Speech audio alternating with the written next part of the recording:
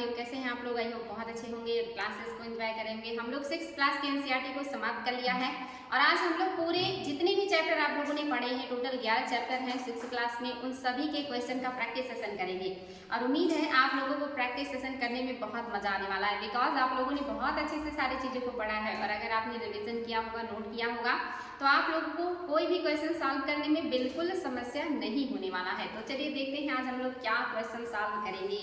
तो पहले इसके आपके सामने है हमारे संस्थान का बहुत ही खूबसूरत सा अच्छा सा प्यारा सा पोस्टर, जिसमें आपके बारे में बहुत सारे डिटेल हैं। अगर आप यहाँ आकर के प्रत्यक्ष रूप से पढ़ना चाहते हैं मुझसे और संस्थान के अन्य टीचर्स से, तो आप लोगों का वेलकम है, स्वागत है, आप आ सकते हैं और आकर के इस तरह से ऑफलाइन क्लासेस में हमसे प्रत्यक्ष रूप से पढ़ाई कर सकते हैं। फिलहाल तो हम लोग आगे बढ़ेंगे और प्रैक्टिस देखेंगे। आज आपकी प्रैक्टिस में कौन सी बातें हैं जो आपको देखनी है। मोस्टली आपके क्वेश्चन बहुत ही शानदार हैं और आप लोगों को क्वेश्चन को सॉल्व करना है। लीजिए आपके सामने प्रश्न आ चुका है और आप लोगों को इन प्रश्नों का जवाब देना है और उम्मीद करेंगे कि आप लोगों का कोई भी प्रश्न गलत नहीं होगा, आसानी से आप लोग इसे सॉल्व कर पाने में सक्षम होंगे।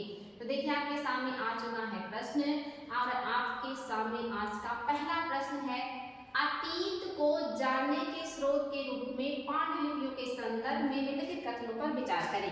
आपके सामने दिया है पांडुलिपियां, आपको इनके बारे में विचार करना है। चलिए देखते हैं आप लोग क्या उत्तर देने वाले हैं। हमारे अतीत का जानने का के स्रोत के रूप में पांडुलिपियों के संबंध में कौन सा कथन है जो सत्य है। पहला कह रहा है, इनमें मात्र धार्मिक विषयों की चर्चा मिलती है। क्या ये बात सत्य है कि पांडुलिपियों से सिर्फ धार्मिक चीजों के बारे में ही जानकारी मिलती है। दूसरा कह रहा है, ये ताड़पत्रों एवं भोजपत्रों पर लिखी जाती थी। क्या पांडुलिपियों को ताड़पत्रों और भोजपत्रों पर लिखा जाता था। आपको पता नहीं कौन सी बातें हैं जो सही है। ए में है केवल पहला, बी में है केवल दूसरा, सी में है दोनों और डी में है कोई नहीं। आपके सामने ऑप्शन है और आपके सामने जो है कूट भी है। उत्तर कूट की सहायता से देना है, आप लोग देख ही रहे हैं। और आपको उत्तर में क्या बताना है कि पांडुलिपियों के बारे में कौन सी बातें हैं जो सही हैं।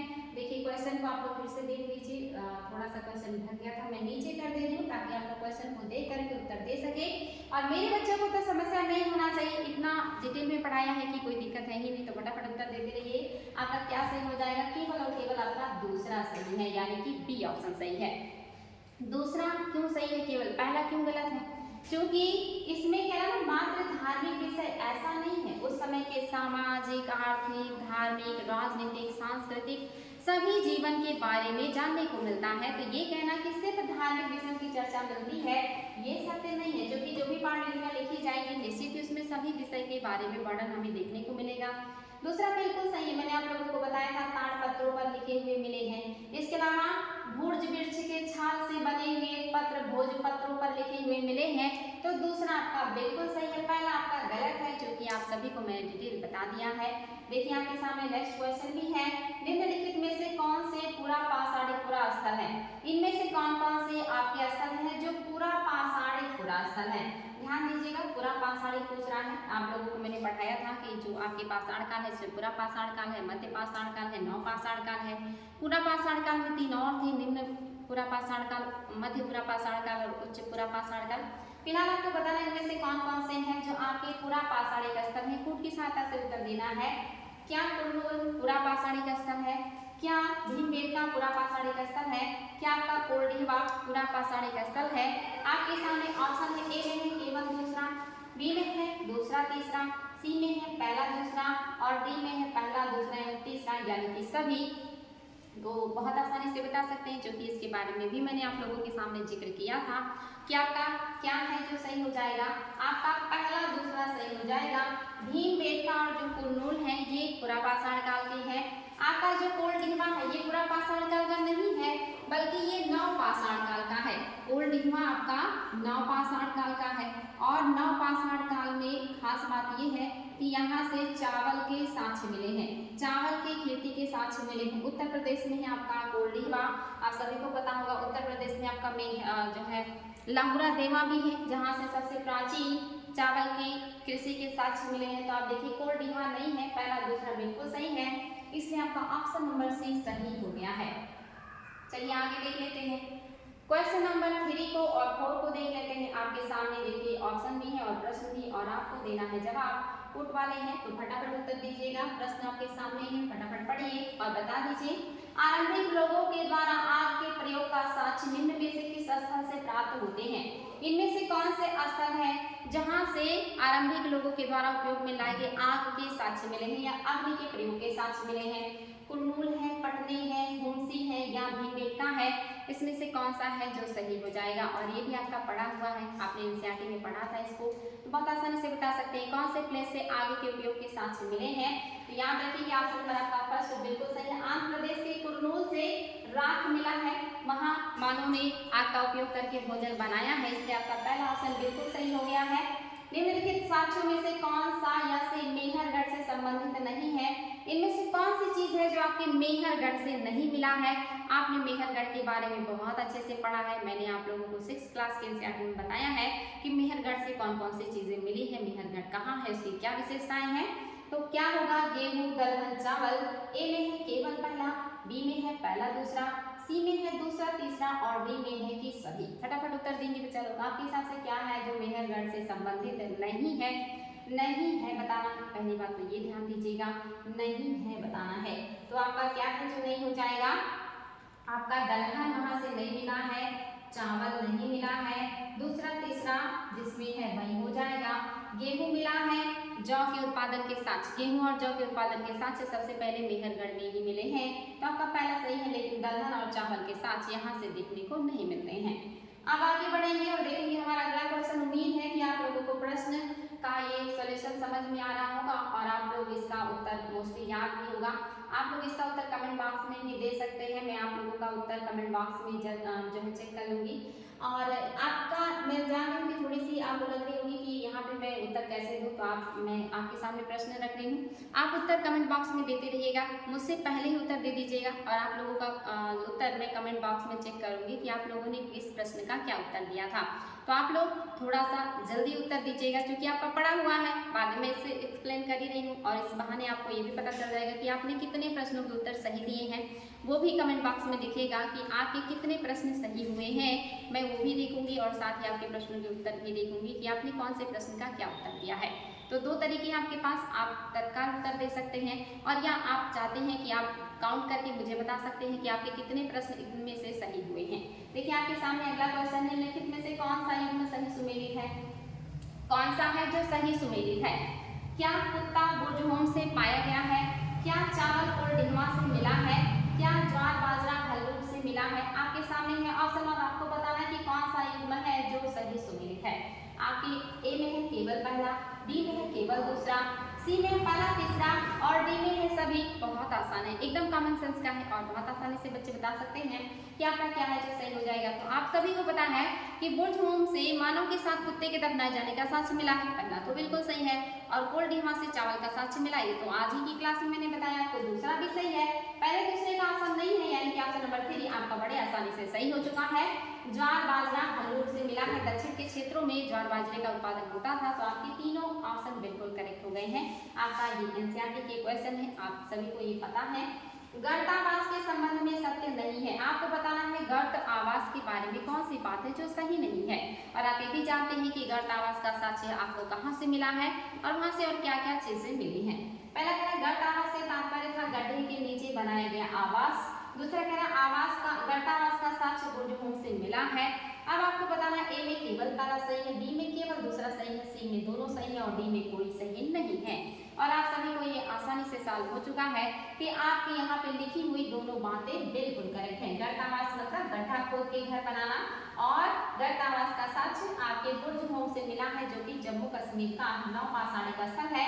तो आपकी दोनों बातें बिल्कुल सही हो गई हैं, कोई भी इसमें गलत नहीं है। ऑप्शन नंबर सी आपका अच्छा सत्य नहीं है पूछा है ना, तो इसमें से कोई भी सत्य नहीं है। देखिए यहाँ में होगा आपका ऑप्शन नंबर डी, कोई भी ऐसा नहीं है, मतलब अच्छा सत्य नहीं है तो यही सही है, मतलब सत्य नहीं पूछा है कौन सा है जो सत्य नहीं है, तो कोई ऐसा नहीं है जो सत्य ना हो, तो फिर आपका क्या हो जाएगा, यानी कि दोनों सत्य हैं। ऑप्शन नंबर 4 आपका सही हो जाएगा।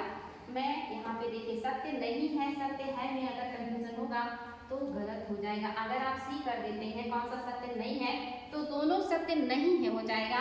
कौन सा सत्य नहीं है, इनमें से ऐसा कोई भी नहीं है जो सत्य ना हो, यानी कि दोनों सही है। तो ऐसी चीजों पे भी ध्यान देना है, थोड़ी सी भी जल्दबाजी ये प्रश्न को गलत कर सकती है। चलिए आगे बढ़ते हैं और आगे बढ़ेंगे, देखेंगे हमारा अगला क्वेश्चन। ये देखिए एनसीईआरटी का फर्स्ट टेस्ट है हिस्ट्री का। नेक्स्ट क्वेश्चन आपके सामने आ चुका है, हड़प्पाई व्यापार के संबंध में सत्य है। हड़प्पाई व्यापार के बारे में कौन सी बातें हैं जो सही है, आपको ये बताना है। आपके सामने टेस्ट पेपर है एनसीईआरटी का और मैं वही साफ करा रही हूँ। कह रहा है हड़प्पाई व्यापार के संबंध में क्या है जो सत्य है। पहला, यह निर्यात आधारित अर्थव्यवस्था थी तथा आयात प्रतिबंधित था। क्या यहाँ से सिर्फ निर्यात किए जाते थे, आयात नहीं होता था। दूसरा कह रहा है इसके व्यापारिक संबंध अफगानिस्तान, ईरान और ओमान से भी थे। और आपको बताना है कोड की सहायता से। उत्तर ए में है केवल पहला सही है, बी में केवल दूसरा सही है, सी में है दोनों सही है और डी में है कोई भी सही नहीं है। तो आप बहुत आसानी से इसका उत्तर बता सकते हैं आपका कौन सा है जो सही है। आपका केवल और केवल दूसरा सही है, यानी ऑप्शन नंबर बी करेक्ट है। बिकॉज यहाँ पे निर्यात भी होता था और आयात भी होता था। हम ईरान से, अफगानिस्तान से टिन मंगाते थे, लाजवर्द मणि मंगाते थे, ओमान से, बहरीन से भी मंगाते थे। तो हम आयात भी करते हैं, निर्यात भी करते हैं। तो आपका क्या सही हो जाएगा, केवल और केवल आपका दूसरा सही है, पहला सही नहीं है, क्योंकि हम आयात भी करते थे, सिर्फ निर्यात नहीं करते थे। मनके बनाने का साक्ष्य हड़प्पा काल में कहाँ से मिला है, ये भी आप लोगों को मैंने क्लास में बताया है। अब यहाँ हो सकता है आप लोग थोड़ा सा कंफ्यूज हो जाए।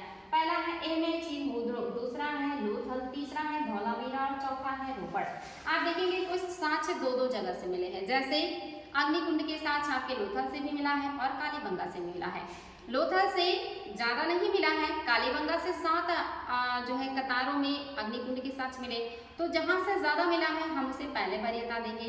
आपके ऑप्शन में 2 प्लेस ऐसे हैं जहां से मन के बनाने के साक्ष्य मिले हैं। एक तो आपका लोथल है जो कि बंदरगाह नगर है और दूसरा आपका चांगुद्रो है जो कि सिंधु नदी के किनारे है।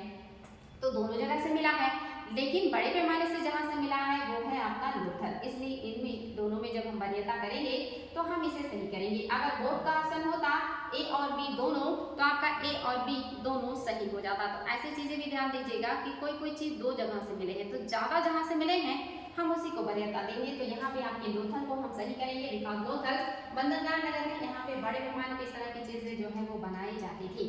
अगला क्वेश्चन देखिए, निम्नलिखित में से कौन सी भाषा या भाषाएं द्रविड़ भाषा परिवार से संबंधित है। वेरी इजी क्वेश्चन और आप लोग इसका बहुत आसानी से उत्तर दे सकते हैं।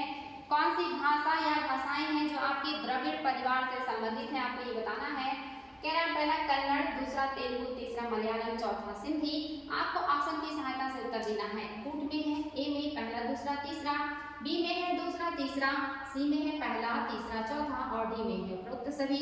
तो बहुत ही आसानी से मैंने सारी चीजें आप लोगों को समझाई थी कि द्रविड़ भाषा परिवार सबसे पुराना भाषा परिवार है। दक्षिण में इसका प्रचलन है, जिसमें क्या क्या आते हैं, कन्नड़ आता है, इसके अलावा आप देखेंगे कन्नड़ भी आएगा, तमिल भी आएगा, तेलुगु भी आएगा।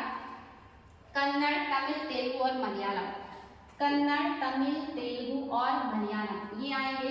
कन्नड़ है, तमिल, तेलुगु और मलयालम 4 भाषा है। सिंधी नहीं है, सिंधी नहीं है, दक्षिण का है भी नहीं और ये होगा नहीं।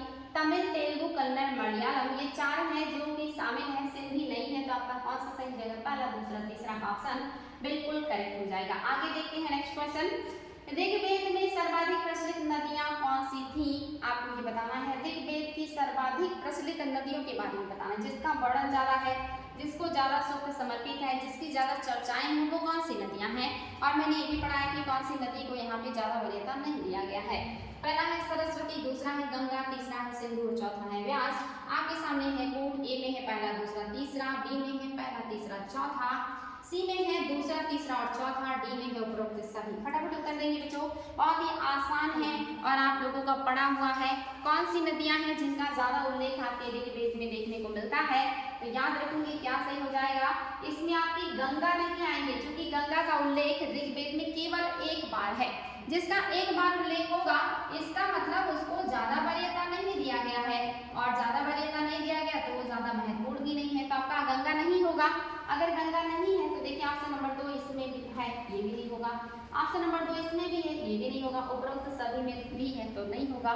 ऑप्शन नंबर आपका बी बिल्कुल करेक्ट है, 1, 3, 4 यानी कि सरस्वती, सिंधु और व्यास आपका बिल्कुल सही हो जाएगा। चलिए देख लेते हैं हमारा अगला क्वेश्चन। वैदिक काल के संबंध में निम्नलिखित कथनों पर विचार कीजिए। आपके सामने वैदिक काल है और इसके बारे में आपको बताना है कि क्या है जो कि सत्य है। सत्य बताना है। देखिए कथन को कौन से सत्य है वो बताना है। कूट की सहायता से उत्तर देना है। विश्व शब्द का प्रयोग समुदाय के लिए किया जाता था। दूसरा कह रहा है आर्य विरोधी दस्यु कहलाते थे। जो आर्यों के विरोधी थे, आर्यों के शत्रु थे, क्या वे दस्यु कहलाते थे? ए में है केवल पहला, बी में है केवल दूसरा, सी में है दोनों और डी में है कोई नहीं। बहुत आसान है क्योंकि आपने पढ़ा है। तो आपके हिसाब से क्या है जो सही हो जाएगा? याद रखिए दोनों बातें बिल्कुल करेक्ट है। विश्व शब्द का मतलब वैश्य भी होता है और विश्व एक समुदाय है जिसके प्रधान को विश्वपति कहा जाता था। तो पहला आपका 100% सही है। और दूसरा सभी को पता है आर्यों के सबसे बड़े विरोधी दास या दस्यु थे जो उनके पशुओं को चुराते थे। तो दोनों ऑप्शन बिल्कुल सही है। अगला देखिए महापाषाणकालीन कब्रों से हमें क्या क्या सूचना प्राप्त होती है। आपको बताना है महापाषाण काल की जो कब्र है उनसे हमें क्या क्या सूचनाएं मिलती हैं, क्या क्या हमें पता चलता है। कूट की सहायता से उत्तर देना है। पहला सामाजिक असमानता की, क्या ये बात सही है? दूसरा है पुनर्जन्म की अवधारणा में विश्वास का, क्या ये बात सत्य है? तीसरा है कंकाल की लिंग संबंधी जानकारी का, क्या ये बात सत्य है? आपको महापाषाण के जो कालीन आपकी कब्र है उससे आपको कौन कौन सी चीजें जानकारी के रूप में प्राप्त होती हैं, कौन कौन सी चीजें आप जान सकते हैं। तो आप सभी को ये सारी चीजें मैंने पढ़ाई हैं, बहुत आसान है, बिल्कुल सारे सही हो जाएंगे। यानी कि सामाजिक असमानता, बिल्कुल किसी कब्र के पास बहुत महंगी चीजें हैं, किसी के पास बहुत सस्ती चीजें हैं, ये भी सही है। पुनर्जन्म की अवधारणा में विश्वास रखते तभी तो खाने पीने की चीजें, औजार, हथियार, सामान रख रहे हैं, ये भी सही है कि कंगालों से जो कंकाल है इनसे लिंग परीक्षण किया जाता है। मैंने आपको बताया था कि महिलाएं जो है वो बच्चे को जन्म देती है तो उनकी कटी का पार्ट होता है वो थोड़ा सा भारी होता है, चौड़ा होता है। जो पुरुष होते हैं उनका ऐसा नहीं होता है, जिससे पता चल जाता है कि महिला का है या पुरुष का है। तो तीनों बातें बिल्कुल सही है। चलिए आगे बढ़ते हैं। उम्मीद है कि आप लोगों को प्रश्न सॉल्व करने में बिल्कुल भी समस्या नहीं हो रहा होगा और आप लोग बहुत आसानी से इसको सॉल्व कर ले रहे होंगे। चलिए देखते हैं हमारा अगला क्वेश्चन। सारे क्वेश्चन बहुत ही इजी है बिकॉज आपने बहुत अच्छे से पढ़ी है। महाजनपद काल में प्रचलित गढ़ के संबंध में कौन सी बात है जो सत्य नहीं है? जो सत्य नहीं है वो बताना है। गढ़ के बारे में जो सत्य नहीं है, पहला कह रहा है इसमें एक से अधिक शासक होते थे। क्या गढ़ में एक से अधिक शासक होते थे? इसमें एक से अधिक शासक होते थे, क्या ये बात सही है? बौद्ध साहित्य में इनका उल्लेख मिलता है, क्या ये बात सत्य है? तीसरा बज्जी एवं मगध इसके उदाहरण है, क्या बज्जी और मगध में गणतंत्र था? आपको कूट की सहायता से उत्तर देना है, बहुत आसान है। क्या केवल पहला सही है, क्या केवल दूसरा सही है, क्या केवल तीसरा सही है, या आपका केवल पहला और दूसरा सही है? तो आप सभी को ये बहुत आसानी से पता है कि आपकी जो मगध है यहाँ नहीं है, बज्जी में है। बज्जी में गणतंत्र है, सही है। मगध में गणतंत्र नहीं है, इसलिए आपका ये ऑप्शन गलत हो गया।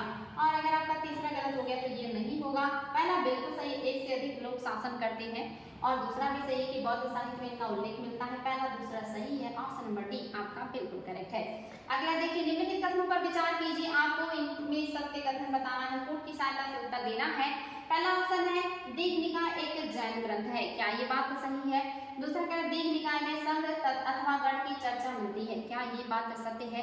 अब आपको इसका उत्तर देना है कूट की सहायता से। ए में केवल पहला, बी में केवल दूसरा, सी में है दोनों, डी में है कोई नहीं। कौन सी बात है जो आपकी सही हो जाएगी? और अगर आपने पढ़ा हो तो मालूम होना चाहिए दीघ निकाय, मध्यम निकाय और आपका खुदक निकाय ये बौद्ध धर्म से संबंधित है, ये जैनियों से संबंधित नहीं है, ये बौद्धों से संबंधित है। पहला गलत है, दूसरा सही है। दीघ निकाय, संघ अथवा गण की चर्चा इसमें देखने को मिलता है। केवल और केवल आपका बी ऑप्शन करेक्ट है, पहला सही नहीं है क्योंकि ये बौद्ध धर्म से जुड़ा हुआ है, ये चीज याद रखिएगा। अगला देखिए, उत्तर वैदिक ग्रंथ में शामिल है, बहुत अच्छे से क्लास में पढ़ाई। उत्तर वैदिक ग्रंथ में कौन शामिल है तो आप लोगों को उत्तर देना है। उत्तर वैदिक ग्रंथ में क्या है जो शामिल है? उत्तर वैदिक ग्रंथ में क्या है जो शामिल हो जाएगा? पहला कह रहा है सामवेद, दूसरा कह रहा है यजुर्वेद, तीसरा कह रहा है अथर्ववेद। तीन ऑप्शन है आपके सामने, साम, असुर और अथर्व। इनमें से कौन है जो उत्तर वैदिक काल में लिखे गए हैं? पहला कह रहा है केवल पहला, बी में कह रहा है कि आपका पहला तीसरा, सी में कह रहा है केवल तीसरा, डी में कह रहा है सभी। कौन से हैं जो उत्तर वैदिक काल में लिखे गए हैं? आसानी से उत्तर दे सकते हैं, आप सभी को पता है ऋग वैदिक काल में केवल ऋग्वेद की रचना हुई है। बाकी जो ग्रंथ हैं तीनों वेद हो गए, उपनिषद हो गए और आपके ब्राह्मण हो गए, आरण्यक हो गए, मोस्टली सबकी रचना उत्तर वैदिक काल में की गई है। ऑप्शन नंबर डी आपका बिल्कुल करेक्ट है। कौन सा कथन है जो सत्य है, सत्य कथन बताना है। देखिए आपके सामने कूट भी है और ऑप्शन भी। पहला कह रहा है बौद्ध धर्म के संस्थापक सिद्धार्थ थे, क्या ये बात सही है। दूसरा कह रहा है बुद्ध क्षत्रिय थे और लिच्छवीगढ़ से संबंधित थे, क्या ये बात सही है। तीसरा कह रहा बुद्ध का ज्ञान की प्राप्ति सारनाथ के में पीपल के पेड़ के नीचे हुआ था, क्या ये बात सही है। चौथा कह रहा उन्होंने अपना पहला उपदेश बोध गया में यानी कि बिहार में दिया था। आपको सत्य कथन बताना है। ए में है केवल पहला सही है, बी में है पहला दूसरा सही है, सी में है तीसरा चौथा सही है, डी में है सभी सही है। आपको बताना कौन सा है जो सही है। आपको मैं ऑप्शन दिखा दे रही हूँ, हालांकि मैंने बता भी दिया है और आप लोग इसका बहुत आसानी से उत्तर दे सकते हैं क्योंकि आपका पढ़ा हुआ है। तो आपका पहला तो बिल्कुल सही है कि बौद्ध धर्म के संस्थापक सिद्धार्थ हैं, जो महात्मा बुद्ध के नाम से फेमस हुए, उन्होंने ये स्थापना किया। दूसरा गलत है क्योंकि ये लिच्छवीगढ़ के नहीं है बल्कि शाक्यगढ़ के हैं, लिच्छवी नहीं है शाक्य है, दूसरा गलत हो गया। तीसरा भी गलत है, इन्होंने पीपल वृक्ष के नीचे ज्ञान प्राप्ति बोधगया में किया है और उपदेश सारनाथ में दिया, इसलिए दूसरा तीसरा दोनों गलत है, दोनों स्टेटमेंट उल्टा बात कर रहे हैं। ज्ञान की प्राप्ति बोधगया में पीपल वृक्ष के नीचे हुआ, निरंजना नदी के किनारे। पहला उपदेश सारनाथ में दिया है जहाँ पे इसको धर्म चक्र प्रवर्तन भी कहा जाता है। मैंने ये भी कहा था कि सारनाथ को मृगदाव भी कहा जाता है, सारनाथ को ऋषिपत्तनम भी कहा जाता है। तो आपका केवल और केवल पहला सही है, बाकी बातें सही नहीं है। अगला क्वेश्चन देखिए, बुद्ध ने अपनी शिक्षा किस भाषा में दी। आपके सामने ऑप्शन है, बुद्ध ने अपनी शिक्षा किस भाषा में दी है, पाली, ब्राह्मी, प्राकृत या संस्कृत। वेरी इजी और आप सभी को पता होगा इसका उत्तर आपके हिसाब से क्या है जो सही हो जाएगा। महात्मा बुद्ध ने कौन सी भाषा में दिया है उपदेश, तो आप सभी को पता होगा कि बुद्ध ने ज्यादातर जो उपदेश दिए हैं वो अर्ध मागधी में दिए हैं और पाली में दिए हैं। अर्ध मागधी भी है, मागधी, क्योंकि पाली भाषा को अर्ध मागधी कहते हैं आपके बिहार में, इसलिए अर्ध मागधी और पाली भाषा में इन्होंने ज्यादातर शिक्षाएं दी हैं। जो आपके महावीर स्वामी हैं उन्होंने प्राकृत भाषा में शिक्षाएं दी थी, ये चीज याद रखिएगा। बौद्ध भिक्षुओं के लिए बनाए गए नियम किस ग्रंथ में है, बहुत अच्छे से पढ़ाया मैंने कि बौद्ध भिक्षुओं के लिए, बौद्ध संघ के लिए जो नियम है, विधि विधान है, वो किस ग्रंथ में है, विभाषा शास्त्र में है, विनय पिटक में है, अभिधम पिटक में है या दीघ निकाय में है। देखिए सारे बौद्ध ग्रंथ आपके सामने हैं, आपको बताना कौन सा है। आपको मैंने बताया था विनय पिटक में ही बौद्ध धर्म के भिक्षुओं के लिए नियम और कानून विधि विधान बनाए गए हैं, तो क्या हो जाएगा विनय पिटक। मैंने कहा था सुत्त पिटक भी है जिसमें महात्मा बुद्ध के उपदेश है, मैंने कहा था अभिधम पिटक भी है जिसमें उनके दार्शनिक संवाद है। तो ये सारी चीजें याद रखिएगा, मैंने सारी चीजें आप लोगों को बताई हैं। अगर आप लोग भूल गए हैं तो वापस क्लास का रिवीजन कर लीजिएगा। अगर आप लोग रिवीजन करके नोट करते हैं तो आपको निश्चित ही बहुत मदद मिलेगा। ऐसे ही आपके सामने प्रश्न आते रहेंगे और आपको सॉल्व करने में समस्या नहीं होगी अगर आप लोग अच्छे से क्लासेस को देखते हैं, नोट करते हैं और क्वेश्चन का उत्तर लिखने का प्रयास करते हैं। तो अगला क्वेश्चन आपके सामने, गृहपति कौन थे। गृहपति कौन थे आपको बताना है। पहला है छोटे स्वतंत्र किसान, दूसरा है दूसरे की जमीन पर काम करके आजीविका चलाने वाले, तीसरा है गांव का सबसे बड़ा भूस्वामी और चौथा है न्यायाधीश और पुलिस का कार्य देखने वाले। बहुत आसानी से उत्तर बताएंगे चलोगे आप लोग, क्योंकि मैंने आपको पढ़ाया था बड़े भूस्वामियों को कहते थे बिग लाला और आपके जो स्वतंत्र छोटे कृषक होते थे उनको कहते थे गृहपति। तो आपका ऑप्शन नंबर जो फर्स्ट है ये बिल्कुल सही हो गया है, ए नंबर सही है। छोटे स्वतंत्र कृषक को दक्षिण भारत में गृहपति कहा जाता था। अगला देख लीजिए, नीचे दिए गए कोड की सहायता से उत्तर देना है। कथन कारण के क्वेश्चन है, यहाँ पे कोड नहीं है, कथन कारण के प्रश्न है। कथन है मथुरा में प्रस्तर खंडों तथा मूर्तियों पर अनेक अभिलेख मिले हैं, क्या ये बात सही है कि मथुरा में प्रस्तर खंडों तथा मूर्तियों पर बहुत सारे अभिलेख मिले हैं। कारण कह रहा है ये सामान्यतः संक्षिप्त अभिलेख है जो स्त्री तथा पुरुषों द्वारा मठों या मंदिरों को दिए जाने वाले दान का उल्लेख करते हैं। आपको बताना है कि कौन सी बातें हैं जो सही हो जाएंगी। आप इस तरह से निकाल सकते हैं इसकी और क्यों की लगा करके।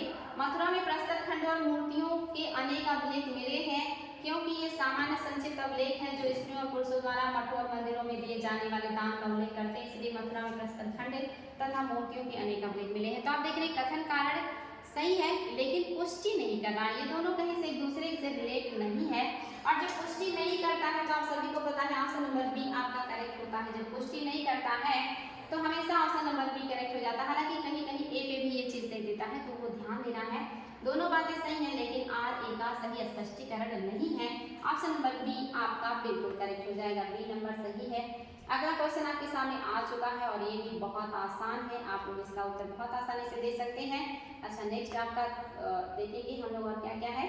मुबेनदार शब्द का प्रयोग किन शासकों के लिए किया जाता था? मुबेनदार शब्द का प्रयोग किन शासकों के लिए किया जाता था? पहला ऑप्शन है सातवाहन राजवंश के लिए, दूसरा है चेर चोल और पांड्य शासकों के लिए, तीसरा है मौर्य साम्राज्य के लिए, चौथा है कुषाण साम्राज्य के लिए। तो इसका उत्तर तो मेरे सभी बच्चों को रटा होगा, because a very easy and very important question है। आप सभी को पता है मुबेनदार शब्द का प्रयोग चोल, चेर और पांड्य के लिए किया जाता था। ऑप्शन नंबर बी आपका बिल्कुल करेक्ट है। रेशम बनाने की तकनीक का आविष्कार सबसे पहले कहाँ हुआ था? इसका उत्तर भी आप सभी को पता है, चीन में, रोम में, भारत में, ईरान में। तो जिन्होंने क्लास को अच्छे से देखा है उनके लिए 1 सेकंड का है और ये क्वेश्चन वेरी इजी है, बिकॉज आप सभी को पता है कि चीन में ही सबसे पहले रेशम का आविष्कार हो, कागज का आविष्कार हो, बारूद का आविष्कार हो, ये तीनों आविष्कार चाइना ने सबसे पहले किया था, जिसको उन्होंने सैकड़ों सालों तक बाकी दुनिया से छिपा के रखा था। आगे देखिए आपके सामने आ चुका है नेक्स्ट क्वेश्चन, कुषाण शासकों से संबंधित कौन से कथन है जो सही है? सत्य कथन पे विचार करना है कुषाण शासकों से संबंधित। कह रहे लगभग 2000 साल पहले मध्य एशिया तथा पश्चिमोत्तर भारत पर इनका शासन था। क्या ये बात सही है? दूसरा कह रहा है पेशावर तथा मथुरा इनके 2 प्रमुख शक्तिशाली केंद्र थे। क्या ये बात सही है? तीसरा कुषाणों का सबसे प्रसिद्ध राजा कनिष्क था। क्या ये बात सत्य है? तीसरा है भारतीय उपमहाद्वीप में सबसे पहले सोने के सिक्के जारी करने वाले शासकों में कुषाण शामिल हैं। क्या ये बातें सही है? इनमें से कौन सी बातें सही है? पहले में केवल पहला, दूसरे में है दूसरा, तीसरा, चौथा, सी में है पहला, तीसरा और डी में है सभी। तो आप इसको बहुत आसानी से बता सकते हैं।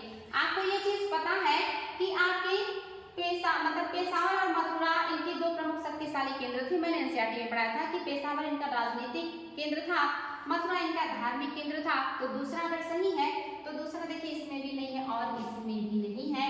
अब आपको एक और कोई ऑप्शन ढूंढ लेना है जिससे आपको सही उत्तर मिल जाएगा। तो पहला देखिए लगभग 2000 साल पहले मध्य एशिया तथा पश्चिमोत्तर भारत में इनका शासन था, बिल्कुल सही है। ये ईस्वी सन में ही तो 78 ईस्वी में इन्होंने अपना राज्याभिषेक किया, यानी कि शुरुआती दौर के हैं, यानी कि पहला भी सही है। आपका उत्तर आ चुका है, ऑप्शन नंबर डी बिल्कुल सही। उपरोक्त सभी बातें सही हैं कि इनका जो साम्राज्य उत्तर पश्चिम के क्षेत्र में है, पेशावर और मथुरा इनके 2 प्रमुख शक्तिशाली केंद्र हैं। और सबसे प्रसिद्ध राजा कनिष्क था, जिसने 78 ईस्वी में अपना राज्याभिषेक करवाया था और शक संवत चलाया था। और इसके अलावा भारतीय उपमहाद्वीप में सबसे पहले सोने के सिक्के जारी करने वाले शासक कुषाण थे। मैंने आपको कहा था जब आपका माध्यमिक शिक्षा आयोग के द्वारा क्वेश्चन पूछा जाए, टीजीटी पीजीटी अगर आप दे रहे हैं और वहाँ पे ऑप्शन में हिंद यमन में मिनेंडर देता है, हिंद यमन देगा तो भी सही हो जाएंगे, हिंद यमन शासक मिनेंडर को देगा तो भी सही हो जाएंगे। टीजीटी पीजीटी में उन्हीं को वरीयता देता है आपका माध्यमिक लोक सेवा आयोग। लेकिन अगर हम बात करेंगे हमारे केंद्र सरकार का या राज्य लोक सेवा आयोग, तो वो कुषाण वंश में ही मानते हैं। कुषाण वंश के अलावा अगर इनके राजा का नाम पूछ लो, बिम कटफिसस हो जाएंगे, जिन्होंने सबसे पहली बार भारतीय क्षेत्र में सोने के सिक्के जारी किए थे। तो इस तरह से आप ऑप्शन को देख सकते हैं, बहुत आसानी से आप लोगों को ये क्वेश्चन सॉल्व करने में कोई दिक्कत नहीं हो रहा होगा। चलिए अब हम लोग आगे बढ़ते हैं और देखते हैं हमारा अगला क्वेश्चन आगे आ गया है।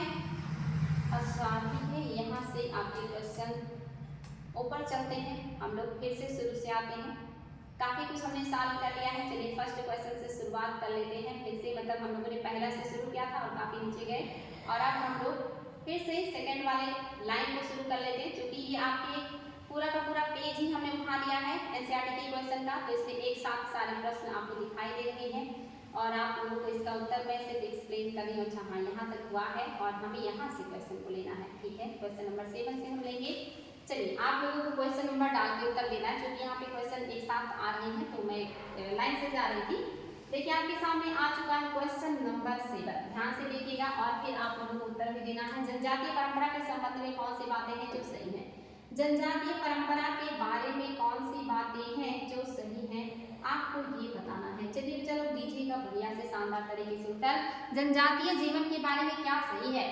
इसमें नेता का चुनाव एक निश्चित प्रक्रिया के तहत होता था। क्या जनजाति जो लोग हैं ये अपने नेता का चुनाव एक निश्चित प्रक्रिया के तहत करते हैं? दूसरा कह रहा है इनमें सामूहिक संपत्ति की अवधारणा प्रचलित है। क्या इन जो भी संपत्ति होता है इन सब का उस पर अधिकार होता है, सभी का समान अधिकार पाया जाता है। कूट की सहायता से उत्तर देना है। ए में है केवल पहला, बी में है केवल दूसरा, सी में है दोनों और डी में है कोई नहीं। फटाफट उत्तर दीजिएगा, बिल्कुल कॉमन सेंस का है और एकदम आसानी से उत्तर दे सकते हैं, क्योंकि इतनी अच्छे से मैंने एनसीईआरटी क्लियर किया आप लोगों का। अब तो दिक्कत नहीं होना चाहिए। आपका क्या है जो सही हो जाएगा, तो आपका जो सही है वो है केवल और केवल दूसरा, बिकॉज पहला क्यों गलत है, इसमें नेता का चुनाव एक निश्चित प्रक्रिया से नहीं होता था, बल्कि जो शक्तिशाली होगा, किसको मान लेंगे, जो शक्तिशाली, शक्तिशाली मतलब प्रभावशाली, शक्तिशाली का मतलब नहीं कि जबरन, प्रभावशाली होगा और बुद्धिमान होगा। कैसा होगा, बुद्धिमान होगा और प्रभावशाली होगा, उसी को लोग अपना राजा मान लेते थे, अपना नेता मान लेते थे। तो कोई प्रक्रिया नहीं है, इसलिए पहला गलत हो गया। दूसरा बिल्कुल सही, यहाँ पे जो संपत्ति होती है उस पर सबका सामूहिक अधिकार होता है, सारे लोग उसके प्रति एक तरीके से जिम्मेदार होते हैं, सबका अधिकार होता है। ये हमारे आम जनजीवन से इनकी जिंदगी काफी अलग होती है। अगला देखिए, मेहरगढ़ से प्राप्त साक्ष्यों के संदर्भ में निम्नलिखित कथनों पर विचार कीजिए। मेहरगढ़ से आपको क्या क्या मिला है, कूट की सहायता से उत्तर देना है। पहला है यहाँ से घर के अवशेष मिले हैं। दूसरा, यहाँ के लोगों के द्वारा मृत्यु के बाद के जीवन को भी मानने का साक्ष्य मिला है। तीसरा है यहाँ से पशुपालन का साक्ष्य भी मिला है। आपको बताना कौन सी बातें हैं। अच्छा, कौन सा है जो असत्य है, ये देखिए यहाँ पे ध्यान दीजिएगा, असत्य बताना यानी कि सही नहीं है। तो आपको ये सारी चीजें मैंने पढ़ाई है, मेहरगढ़ के बारे में कोई ऐसा पॉइंट नहीं है जो आपको ना पता हो। तो आपके हिसाब से क्या है जो सही हो जाएगा, तो यहाँ पे लिखी हुई तो सारी बातें बिल्कुल सही हैं, यानी कि असत्य पूछ रहा है तो कोई भी ऐसा नहीं है जो कि गलत हो, यानी कि सभी सही है। यहाँ से घर के अवशेष मिले हैं, बिल्कुल मैंने बताया था, मोस्टली 4 कमरों वाले घर मिले हैं, मतलब कच्ची मिट्टी के भी मिले हैं, सरकंडे के भी घर मिले हैं। यहाँ के लोग मृत्यु के बाद भी जीवन में विश्वास करते थे, बिल्कुल सही है। यहाँ पशुपालन के साक्ष्य मिले हैं, ये भी सही है। यहाँ पे मानव के साथ बकरी के दफनाए जाने का साक्ष्य मिला है, बकरी पालन हो गया, भेड़ पालन हो गया, मवेशी हो गए, ये सारी चीजों का पालन ये लोग करते थे, तो कोई भी गलत नहीं है, यानी कि सभी सही है। आपके सामने देखिए और भी आ चुका है क्वेश्चन और आपको देना है इसका जवाब। कह रहा है भारतीय उपमहाद्वीप के आरंभिक नगर में शामिल थे। भारतीय उपमहाद्वीप के आरंभिक नगर में कौन शामिल है, आपको बताना है, कूट की सहायता से उत्तर देना है। भारतीय उपमहाद्वीप के आरंभिक नगर है, कौन कौन से हैं, कूट की सहायता से उत्तर दीजिएगा। क्या मोहनजोदड़ो है शुरुआती नगर, क्या गुफकरान है शुरुआती नगर, क्या लोथल है, क्या धौलावीरा है। कूट में है, पहले में मतलब ए में है पहला दूसरा तीसरा, बी में है दूसरा तीसरा चौथा, सी में है पहला तीसरा चौथा और डी में उपरोक्त सभी। बहुत आसानी से उत्तर दे सकते हैं आप लोग, बिकॉज ये सारी चीजें मैंने आपको पढ़ाई हैं। आपने देखा था पहली बार नगरीकरण सिंधु घाटी सभ्यता में हुआ, उसके पहले कहीं भी नगर का साक्ष्य नहीं मिलता। अगर उससे पहले नगर का साक्ष्य नहीं है तो आपका ये गुफकरान कहाँ से आ गया, गुफकरान और बुर्ज होम दोनों पाषाणी का स्थल है जो कि जम्मू कश्मीर में है, तो यहाँ पे तो नगरीकरण नहीं आया था। मोहनजोदड़ो में था, लोथल में था, धौलावीरा में था, हड़प्पा में था, चिन्मुद्रो में भी था। ये सारे नगर हैं, राखीगढ़ी, ये सब आपके सिंधु घाटी सभ्यता के बड़े महानगर हुआ करते थे। तो बाकी हो जाएंगे पहला तीसरा चौथा का ऑप्शन, देखिए ऑप्शन नंबर सी आपका बिल्कुल सही है। देखिए अगर आपको पता है कि दूसरा नहीं होगा तो कितनी आसानी से ए भी गया, बी भी गया और डी भी गया, आपका उत्तर सी आ चुका है, क्योंकि आप सभी को पता होगा गुफकरान और बुर्ज होम 9 पाषाणी का स्थल है जो कि जम्मू कश्मीर से मिले हैं, तो ये चीजें आपको आसानी से पता चल गई हैं। हड़प्पाकालीन नगरों की विशेषता के संबंध में कौन सा कथन है जो सही है, कह रहा है कि सभी नगर 2 भागों में विभाजित थे। क्या ये बात सही है कि सिंधु घाटी सभ्यता के सभी नगर 2 भागों में बटे थे। दूसरा कह रहा ऊंचाई पर बने हिस्से को नगर दुर्ग तथा निचले हिस्से को निचला नगर कहा जाता था। क्या ये बात सही है कि जो ऊंचाई पे था उसको दुर्ग कहा जाता था और जो निचले हिस्से पे था उसको निचला नगर कहते थे। अब आपके सामने कूट है, कूट में आप देख लीजिए क्या क्या है। ए में है कि केवल पहला, बी में है केवल दूसरा, सी में है दोनों और डी में है कोई नहीं। तो आप सभी को पता है, मैंने ये चीजें आप लोगों को बहुत अच्छे से समझाई थी कि हड़प्पा सभ्यता के जो नगर हैं ये मोस्टली 2 भागों में बटे हैं, मोस्टली 2 भागों में बटे, लेकिन सारे 2 भागों में नहीं बटे हैं। जैसे आपने देखा था धौलावीरा, आपने देखा था कि जो धौलावीरा है ये 3 भागों में है, तो ये तो गलत हो गया, फिर तो 2 भागों में नहीं है, आपका 3 भागों में है। आपने देखा था लोथल, लोथल एक ही भाग में था, तो इस हिसाब से आपका क्या हो गया, पहला बिल्कुल भी सही नहीं है, सभी नगर नहीं बटे हैं, मोस्टली या ज्यादातर नगर 2 भागों में बटे हैं। दूसरा बिल्कुल सही है, जो पश्चिम क्षेत्र में था ऊंचाई पर था, छोटा था, नगर दुर्ग था, इसमें अमीर लोग रहते थे। जो नीचे था पूर्व में निचला नगर था, ये बड़े हिस्से में था और यहाँ पे अमीर मतलब गरीब लोग रहते थे। ये सारी चीजें आपको पता है। महास्नानागार का साक्ष्य निम्नलिखित में से किस स्थल से प्राप्त हुआ है, ये भी मैंने आपको क्लास में पढ़ाया है। महान भी आपके मिला है कहाँ से, मोहनजोदड़ो, कालीबंगा, लोथल और हड़प्पा। तो बहुत आसानी से उत्तर दे सकते हैं। आप सभी को पता है कि महान स्नानागार आपके मोहनजोदड़ो से मिला है, जो कि उत्तर से दक्षिण से इसमें उतरने के लिए सीढ़ियां में थी।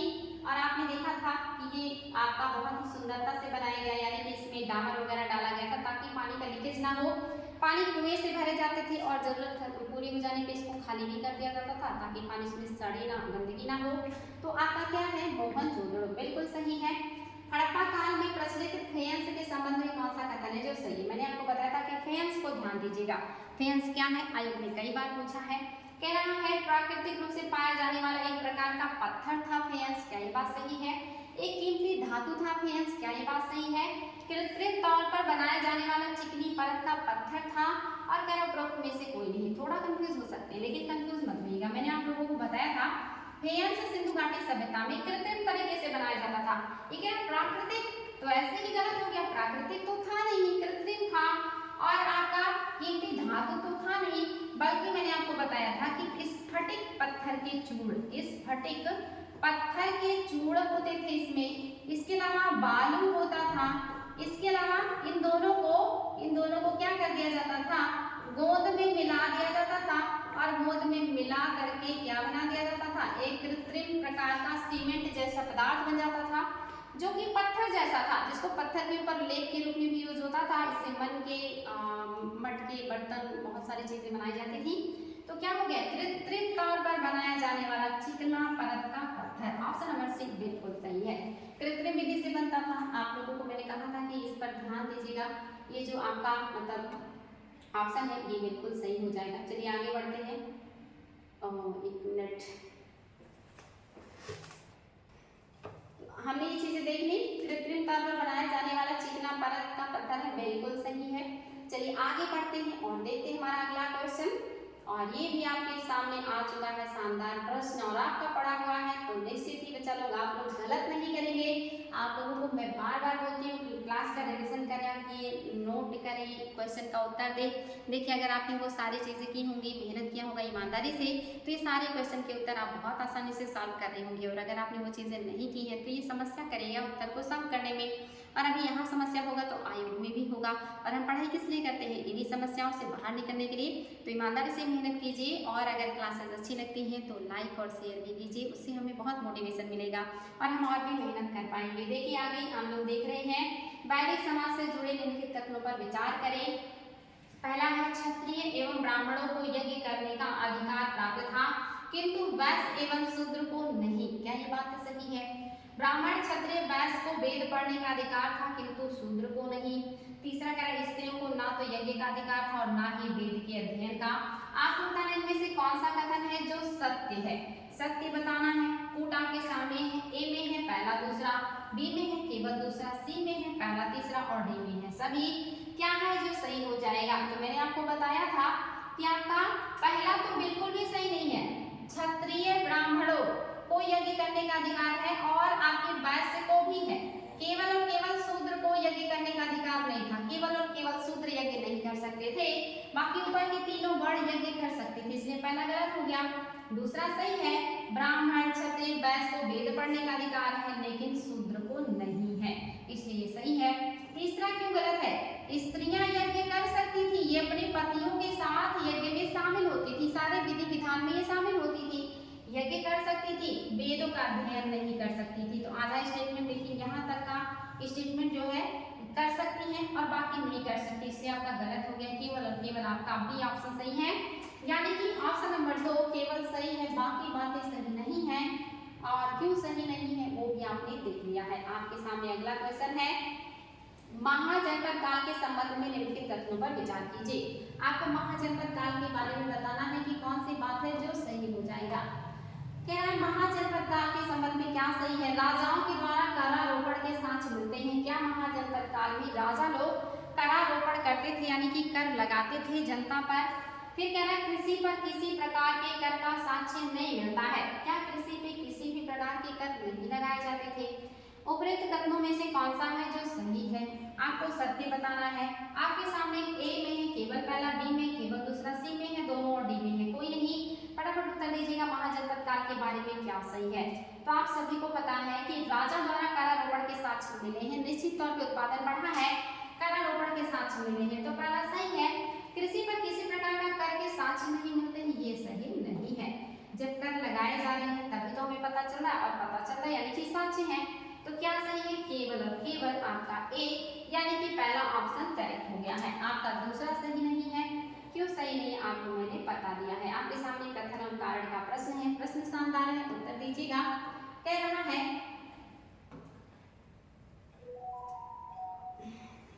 टेक्नोलॉजी भी अच्छी चीज है। चलिए बताइएगा, आपको कथन कारण में बताने हैं कौन सा है जो आपका सही है। तो कथन में है आपके महाजनपद काल में कृषि उत्पादन में गुणवत्ता मतलब गुणात्मक वृद्धि हुई। क्या महाजनपद काल में कृषि उत्पादन में गुणात्मक वृद्धि हुई थी? आपके सामने है ऑप्शन। कारण कह रहा है कि महाजनपद काल में लोहे के हल का प्रयोग होने लगा था। क्या ये बात सही है कि महाजनपद काल में लोहे के हल का उपयोग होने लगा था? फटाफट उत्तर दीजिएगा, आप सभी को उत्तर देना है और ये भी काफी आसान और शानदार प्रश्न है। कथन कारण के प्रश्न मैंने आपसे कहा है कि क्योंकि इसलिए जरूर लगाएं। पहला देखते हैं, महाजनपद काल में कृषि उत्पादन में गुणात्मक वृद्धि हुई, यानी कि बहुत ज्यादा वृद्धि हुई क्योंकि महाजनपद काल में लोहे के हल का प्रयोग होने लगा, इसलिए महाजनपद काल में कृषि उत्पादन में गुणात्मक वृद्धि हुई। देखिए कथन कारण की पुष्टि भी कर रहा है और सही भी है। कितना आसानी से इसने स्पष्ट कर दिया कि उत्पादन बढ़ी। क्यों बढ़ी? क्योंकि लोहे का फाल आया, इसीलिए तो उत्पादन बढ़ी। तो बिल्कुल कथन कारण दोनों सही है और पुष्टि भी कर रहा है, ये ऑप्शन आपका बिल्कुल सही हो जाएगा। चलिए देखते हैं अगला क्वेश्चन। मगध महाजनपद में शक्तिशाली होने के पीछे उत्तरदायी कारण क्या था? क्या रीजन था जो मगध महाजनपद आपका शक्तिशाली हुआ था? आपको ये बताना है। कह रहा नदियों से घिरा होना, क्या ये नदियों से घिरा था इसलिए? दूसरा कह रहा हाथियों की बहुलता, क्या हाथियों की बहुलता थी इसलिए? तीसरा कह रहा लोहे की उपयुक्त मात्रा। चौथा कह रहा शक्तिशाली शासक। कूट में है ए में है पहला दूसरा तीसरा, बी में है पहला चौथा, सी में है दूसरा तीसरा और चौथा, डी में है उपरोक्त सभी। तो दीजिएगा जवाब, आपके हिसाब से क्या है जो सही हो जाएगा? क्यों मगध महाजनपद शक्तिशाली हुआ था? आसान है, मैंने आपको पूरा कहानी बताया था कि इसके लिए सारे रीजन है। नदियों से घिरा था, हाथियों की बहुलता थी, लकड़ी वगैरह उपलब्ध थे, लोहे भी थे, शक्तिशाली शासक भी थे, उत्पादन अच्छा होता था, शासक आक्रामक थे। तो ऑप्शन नंबर डी बिल्कुल सही, उपरोक्त सभी रीजन जिम्मेदार हैं मगध के शक्तिशाली होने के लिए। चलिए आगे बढ़ते हैं और देखते हैं आगे आपको कौन सा प्रश्न है जो सॉल्व करना है। और ये प्रश्न भी देखिए शानदार है और आपका पड़ा हुआ है। देखिए उत्तर आपको कूट की सहायता से देना है। बिहार से संबंधित कथनों पर विचार कीजिए। मैं थोड़ा छोटा कर रही हूँ ताकि आप लोगों को कूट दिखाई दे। बिहार के संबंध में कौन सा कथन है जो सही है? जैन तथा बौद्ध भिक्षुओं के लिए बनाए गए अस्थायी शरण स्थली को बिहार कहते थे। देखिए हूबहू सारे प्रश्न एनसीईआरटी से ही कॉपी पेस्ट किए गए हैं। दूसरा अगर आरंभिक बिहार लकड़ी के बनाए गए थे तथा बाद में इनके निर्माण में ईंटों का प्रयोग होने लगा। तीसरा कह पश्चिम भारत में कुछ बिहार पहाड़ियों को खोदकर बनाए गए थे। चौथा कह आमतौर पर बिहार का निर्माण किसी धनी व्यापारी राजा अथवा भूस्वामी द्वारा दान में दी गई भूमि पर होता था। क्या सत्य है? ए में है केवल दूसरा, बी में है तीसरा चौथा, सी में है दूसरा तीसरा और चौथा और डी में है उपरोक्त सभी। और मेरे बच्चों को तो ये सॉल्व करने में समस्या नहीं होनी चाहिए क्योंकि मैंने ये सारी चीज़ें बहुत ही विस्तार से पढ़ाई हैं आप लोगों को। आप लोगों ने 6th क्लास की एनसीईआरटी ही नहीं पढ़ी है बल्कि उससे और भी बहुत ज़्यादा चीज़ें आपने देखी हैं। तो आप सभी को पता होना चाहिए कि यहाँ पे लिखी हुई सारी बातें सही है कि जैन और बौद्ध भिक्षुओं के लिए अस्थायी रूप से जो बनाए गए थे वो कहलाते थे विहार। इसके पहले इनके लिए कोई अस्थायी निवास नहीं होता था तो इनको समस्या होती थी कि कहाँ पे ये रहे, कहाँ से प्रचार प्रसार करने जाए, रात में बरसात में कहाँ ठहरे। तो अस्थायी निवास बनाया गया जो कि कह रहा है विहार। और दूसरा भी सही, शुरू में लकड़ी के बनाए गए, फिर ईंट के बनाए गए, फिर देखिए पहाड़ियों को काट करके गुफाओं में भी बनाए गए हैं जो कि पश्चिमी घाट में ज़्यादा है, जिसमें अजंता एलोरा ये सब है आपके। अगला देखिए आमतौर पर बिहार किसी व्यापारी, बिल्कुल जिसका पैसे होंगे, व्यापारी होगा, राजा होगा, भूस्वामी होगा, ये सभी लोग ही दान देंगे भूमि और उसी भूमि पे बनाया जाएगा। अमीर लोगों के पास ही तो पैसे भी होते हैं और लैंड भी होते हैं। तो निश्चित ही भूमि और पैसा दोनों के पास है, तो यही देंगे। आपके सामने अगला प्रश्न आ चुका है और ये भी मैंने आप लोगों को बताया है। चलिए देखते हैं आप लोग क्या उत्तर देने वाले हैं। प्रश्न है, ज़रथुस्त्र से संबंधित निम्न कथनों पर विचार कीजिए। कह रहा है वे एक ईरानी पैगंबर थे। क्या ज़रथुस्त्र ईरानी पैगंबर है? क्या उनकी शिक्षाओं का संकलन दिव्यावदान नामक ग्रंथ में मिलता है? ज़रथुस्त्र की मूल शिक्षा का स्रोत सद्विचार, सद्वचन और सद्कार्य था। क्या ये सही है? ज़रथुस्त्र गुजरात और महाराष्ट्र में रहने वाले आज के पारसियों के पूर्वज हैं। क्या ये बात सही है? सारे स्टेटमेंट आपके एनसीईआरटी के, सारा प्रश्न एनसीईआरटी का है, तो देख लीजिए, आप लोगों ने पढ़ा है, उत्तर दे सकते हैं। ए में है केवल पहला सत्य नहीं है, आज सत्य बताना है, ये ध्यान से देख लीजिए। बी में दूसरा सही नहीं है, सी में है दूसरा, तीसरा सही नहीं है और चौथा है कि चौथा सही नहीं है। अब देखते हैं आप लोग क्या उत्तर देने वाले हैं। तो आप सभी को पता है केवल और केवल दूसरा सही नहीं है, पहला बिल्कुल सही है। वे एक ईरानी पैगंबर हैं, ईरान के हैं। निश्चित ही उनकी शिक्षाओं का संकलन किसमें है? जिंद अवेस्ता में है, जिंद अवेस्ता में है, तो इसलिए आपका ये गलत हो गया। तीसरा सही है, ज़रथुस्त्र की मूल शिक्षा का सूत्र सद्विचार था, सद्वचन था और सद्कर्म था। बिल्कुल। ज़रथुस्त्र गुजरात के महाराष्ट्र में रहने वाले, गुजरात और महाराष्ट्र में जो आपके पारसी हैं, इनके पूर्वज हैं, बिल्कुल सही है, कोई दिक्कत नहीं है आप लोगों को। अगला देखिए, कलिंग किस जगह का प्राचीन नाम है? और ये भी आसानी से उत्तर दे सकते हैं आप लोग, बहुत ही इजी प्रश्न है।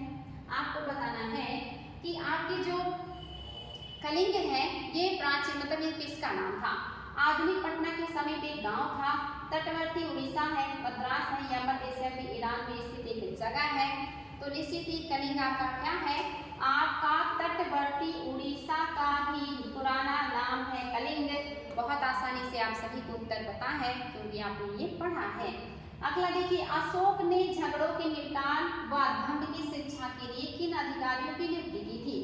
झगड़ों को निपटारा करने के लिए और साथ ही लोगों को धर्म की शिक्षा देने के लिए अशोक ने कौन से अधिकारी की नियुक्ति की थी, आपको ये बताना है। और मैंने आपको बताया है कि कौन से अभिलेख में है, ये भी बताया, कौन से अधिकारी ये भी बताया। धम्म वाक नवीस है, धम्म सदगात है, धम्म महामात्य है या धम्म सुलहयात है। तो निश्चित ही मैंने आपको बताया था कि अशोक के 5वें बृहद शिलालेख में धम्म महामात्यों की नियुक्ति का उल्लेख है।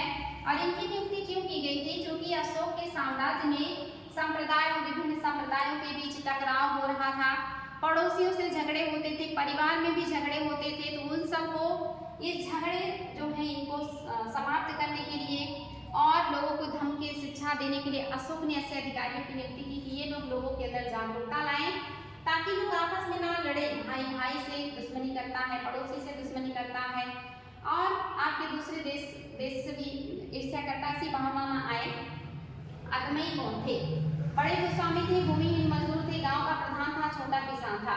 बताएंगे कि अदमई कौन था, फटाफट उत्तर देंगे। अदमई कौन था? और आपने पढ़ा है अदमई कौन था। हालांकि ये ऑप्शन बहुत सटीक नहीं है, यहाँ पे एक ऑप्शन होना चाहिए था दास, एक ऑप्शन आपके दास का भी होना चाहिए था, दास का भी होना चाहिए था, लेकिन दास नहीं है, इसलिए हम यहाँ पे छोटे किसानों को सही कर दे रहे हैं। हालांकि दास होता तो दास सही हो जाता।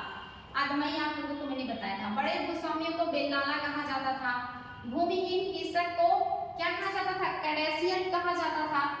और आपके ग्राम के जो मुखिया होते थे, आपको पता है कि उत्तर में ग्राम मुजर कहा जाता था।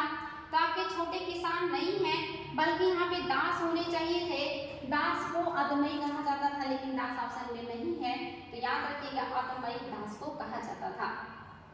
चलिए अगला क्वेश्चन देख लीजिए, आपके सामने आ चुका है। अश्वघोष किस शासक के दरबारी कवि थे? बहुत आसान है, आसानी से उत्तर दे सकते हैं। अश्वघोष किस दरबार में, किस शासक के दरबार में रहते थे? फटाफट उत्तर दे दीजिए, 1 मिनट का उत्तर है। चंद्रगुप्त मौर्य है, अशोक है, कनिष्क है या समुद्रगुप्त है? तो इसका उत्तर भी मेरे सभी बच्चों को पता है, क्योंकि ये सारी चीजें मैंने आप लोगों को बहुत ही अच्छे से बताई हैं, तो नो डाउट बहुत आसानी से बता सकते हैं। आपके कौन है? कनिष्क, जिन्होंने चतुर्थ बौद्ध संगीति की स्थापना की थी। अश्वघोष इन्हीं के दरबार में रहते थे। अश्वघोष इसके उपाध्यक्ष भी बने थे। सौंदरानंद, बुद्ध चरित्र जैसे ग्रंथों का रचना किया है इन्होंने। बुद्ध की जीवनी, बुद्ध चरित्र के रचनाकार कौन है? लीजिए इसका उत्तर तो मैंने आपको बता दिया, इसका उत्तर तो लीक हो चुका है। कनिष्क, अश्वघोष, फासियन और इनमें से कोई नहीं, तो आप सभी को पता है बुद्ध चरित्र, सौंदर्यानंद, ये सब अश्वघोष की लिखी हुई रचनाएं हैं जो संस्कृत में लिखी गई हैं। और ये कनिष्क के दरबारी कवि हैं और एक विद्वान व्यक्ति भी हैं। आगे आपके सामने नेक्स्ट क्वेश्चन आ चुका है और ये भी काफी महत्वपूर्ण है, कोड की सहायता से उत्तर देना है। आपको बताना है चीनी बौद्ध तीर्थ यात्री के जीवन से जुड़ी जगहों और प्रसिद्ध मठों को देखने के लिए भारत आए। कौन कौन से चीनी बौद्ध यात्री हैं जो भारत के जगहों को, मठों को देखने के लिए भारत आए? फासिन, जिनको फाहियान कहा जाता है, श्वेतसांग, जिनको घेनसांग कहा जाता है, इतसिंह। ए में है केवल पहला, बी में है पहला, तीसरा, सी में है दूसरा, तीसरा और डी में है उपरोक्त सभी। तो आपके हिसाब से क्या है जो सही हो जाएगा? तो नो डाउट आप सभी को पता है ये तीनों लोग आए हैं, ऑप्शन नंबर डी बिल्कुल सही है। 16 आज से 1600 वर्ष पहले आए थे फाहियान, आज से 1400 वर्ष पहले आए थे घेनसांग और इनके बाद 50 साल मतलब बाद आए हैं आपके इतसिंह। 50 वर्ष बाद आए हैं इतसिंह जो है घेनसांग के 50 वर्ष बाद आए हैं इतसिंह। ये क्रम भी है सही। चंद्रगुप्त द्वितीय के दरबार में आए हैं, ये आए हैं हर्षवर्धन के दरबार में, इनके बाद आए हैं इतसिंह। ये सारी बातें मैं पढ़ा चुकी हूँ, इसको ध्यान दीजिएगा। और भी इनके बारे में मैंने बहुत डिटेल बताया है। फाहियान ने खो क्यों की लिखा है, घेनसांग ने सी क्यों की लिखा है। इतसिंह ने कहा था कि नालंदा में 10,000 विद्यार्थी, 2000 शिक्षक हैं, बहुत कड़ी परीक्षाएं होती हैं। सारी चीजें आप लोग पढ़ चुके हैं, रिविजन करते रहिएगा। आगे क्वेश्चन आपको मिलान करना है, कूट भी आपके सामने है, आपके सामने ऑप्शन भी है और आप बिना कूट और ऑप्शन के ही उत्तर बता सकते हैं। प्रदक्षिणापथ क्या होता था? मैंने आप लोगों को बताया था कि स्तूप के चारों तरफ जो परिक्रमा करने के लिए पथ होता था, इसी को बौद्ध ग्रंथों में कहा जाता है प्रदक्षिणापथ। दूसरा क्या है? स्तूप जो टीला होता था, पहले मिट्टी का, फिर ईंट का और फिर पत्थर का बनने लगा। तीसरा है गर्भगृह, मंदिर का सबसे पवित्र भाग जहाँ पे देवी देवता की मूर्ति रखी होती है, जिस भी देवी देवता को मंदिर समर्पित होती है। और मंडप जहाँ पे सभा भवन के रूप में यूज होता था और यहाँ पे देवी देवताओं का विवाह भी संपन्न होता था। तो अब मैच कर लीजिए, प्रदक्षिणापथ क्या हो जाएगा?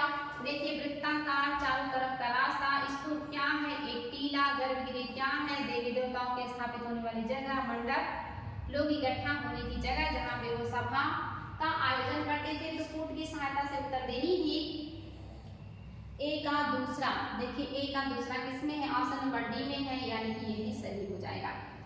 चलिए आगे बढ़ते हैं और देखते हैं हमारा अगला क्वेश्चन। और निम्नलिखित कथनों पर विचार कीजिए। और ये भी देखिए शानदार प्रश्न है, पढ़ा है आपने तो सॉल्व करने में काफी इंटरेस्ट आ रहा होगा, अच्छा लग रहा होगा। कह रहा है शिल्पाधिकारम महाकाव्य की रचना इलंगो ने की है। दूसरा कह रहा है वाल्मीकि को संस्कृत रामायण का लेखक माना जाता है। सत्य कथन बताना है कूट की सहायता से। ए में है केवल पहला, बी में है केवल दूसरा, सी में है दोनों और डी में है कोई नहीं। तो कोई दम नहीं है इस प्रश्न में। शिल्पाधिकारम की रचना इलंगो आदिगन ने किया है, ये तमिल महाकाव्य है। मणिमेखला की रचना शीतल सत्यनारायण ने किया है, दूसरा जो है महाकाव्य है। तीसरा आपका जीवक चिंतामणि था। अब आपके सामने दूसरा भी बिल्कुल सही है। वाल्मीकि ने संस्कृत में रामायण लिखा है, तुलसीदास ने लिखा है रामचरितमानस। और किस भाषा में लिखा है? चलो अवधी भाषा में लिखा है। सारी बातें आप लोगों को पता है क्योंकि आपको मैंने डिटेल क्लास में सारी चीजें पढ़ाई हैं। आपके सामने आ चुका है नेक्स्ट क्वेश्चन, देख लीजिए।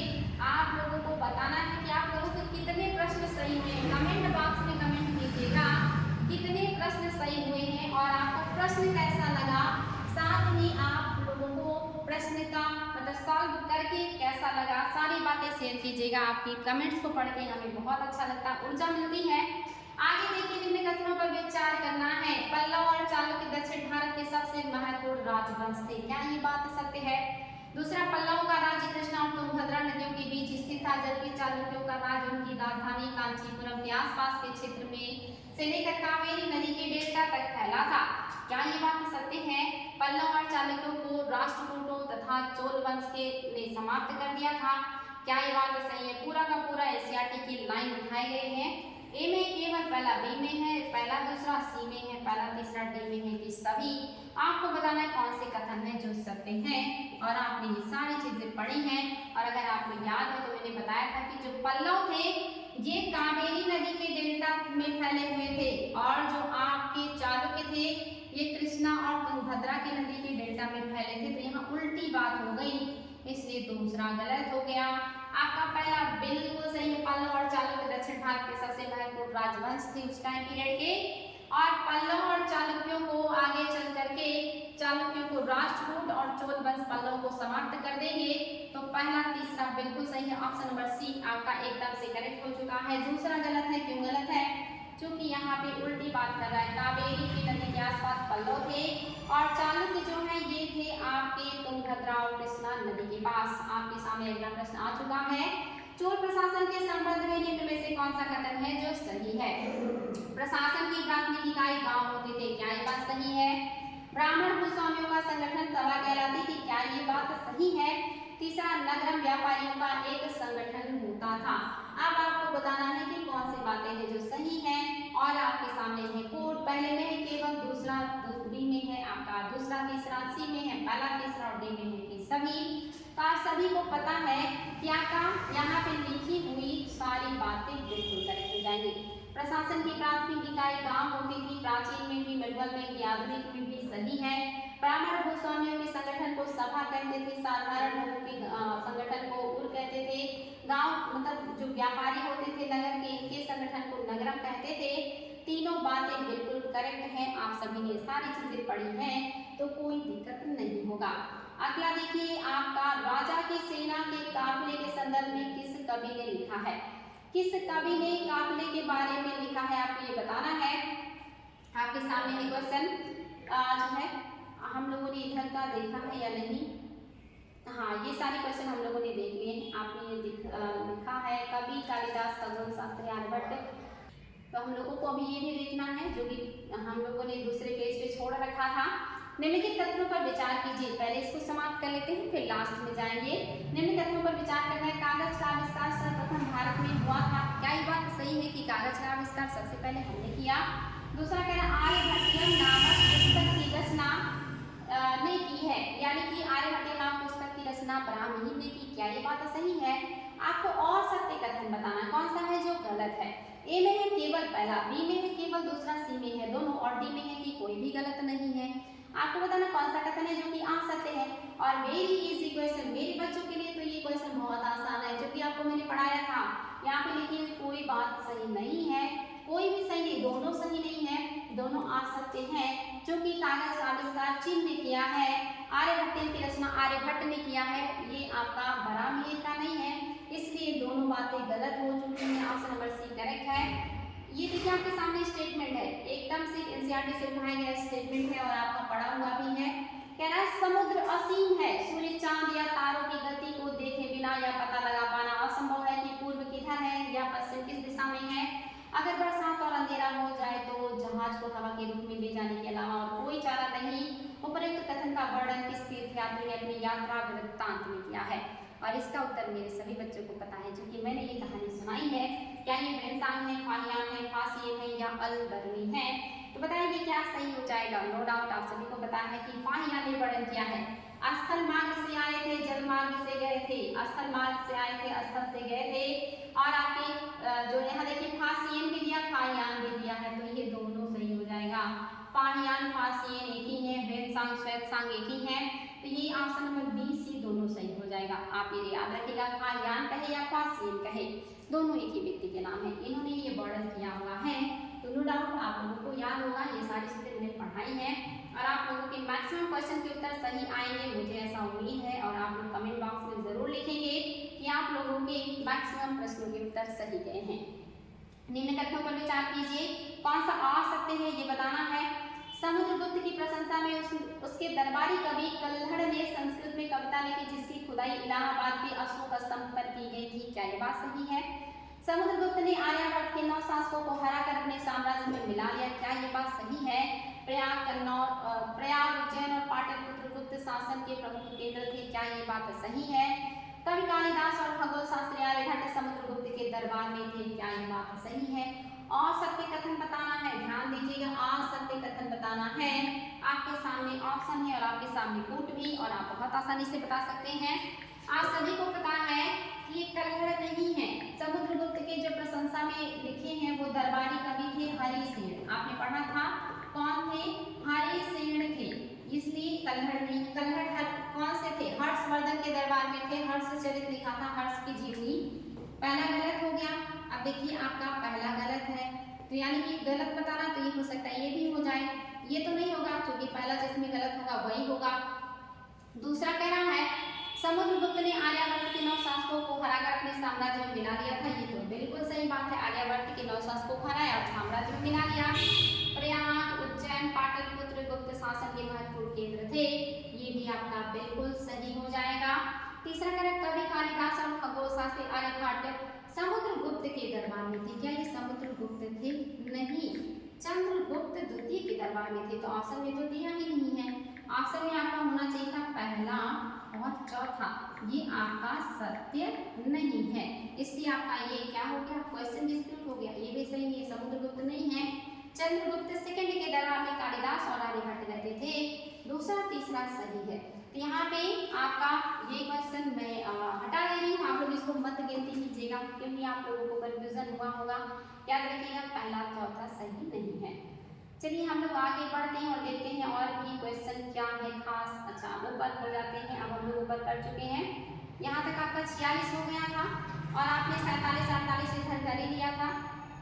अगला जो क्वेश्चन है ये आपका 49 नंबर का प्रश्न है जो आपके सामने आ चुका है। देखिए आज आप लोगों का 49 नंबर का प्रश्न आपके सामने है।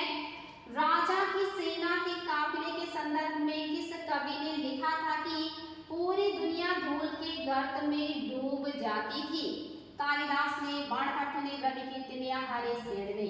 और आप सभी को पता होगा कि किसने लिखा है। एनसीईआरटी में मैंने पढ़ाया था कि आपके बाणभट्ट ने ये चर्चा किया था कि पूरी दुनिया धूल के गर्त में डूब जाती है। आपका जो सही है ऑप्शन नंबर बी सही है। आपके सामने आज का आखिरी प्रश्न है और उम्मीद है प्रश्न अच्छे लगे होंगे बच्चा लोग। आप लोग इसको कमेंट बॉक्स में जरूर लिखिएगा कि कितने प्रश्न सही हुए और प्रश्न सॉल्व करके कैसा लगा। साथ ही आप लोगों को क्लासेस कैसी लग रही है जरूर लिखिएगा। कह रहा है बेडूइन के संदर्भ में कथनों पर विचार कीजिए। ये घुमक्कड़ कबीले होते थे। दूसरा कह रहा है ये मुख्य रूप से ऊंटों पर आश्रित होते थे। ए में है केवल पहला, बी में केवल दूसरा, सी में है दोनों, डी में है कोई नहीं। सत्य बताना है और आप लोगों के लिए क्वेश्चन भी काफी आसान है। तो आपने पढ़ा था अरब के बारे में, उसमें आपने देखा था बेडूइन जनजातियां अरब में पाई जाती हैं और वो लोग ऊंट का पालन करते हैं क्योंकि रेगिस्तान में चलने के लिए ऊंट काफी सुटेबल होते हैं। तो इस तरह से आपके क्या हो गए हैं, दोनों बातें बिल्कुल सही है, कोई भी ऐसा नहीं है जो सही ना हो, यानी कि दोनों कथन सही है। तो आज आप लोगों ने अब तक की पढ़ी हुई एनसीईआरटी से 50 प्रश्न सॉल्व किए जो काफी शानदार हैं और सभी एग्जाम के लिए काफी महत्वपूर्ण है। तो उम्मीद है कि आज की क्लास अच्छी लगी होगी। हम लोग फिर मिलेंगे नेक्स्ट डे, कुछ नई चीज़ों को डिस्कस करेंगे और शानदार तरीके से पढ़ाई करेंगे। आप लोग भी मेहनत को बढ़ाते रहिए। आज के लिए इतना ही, फिर मिलते हैं नेक्स्ट डे न्यू चैप्टर के साथ। Thank you so much.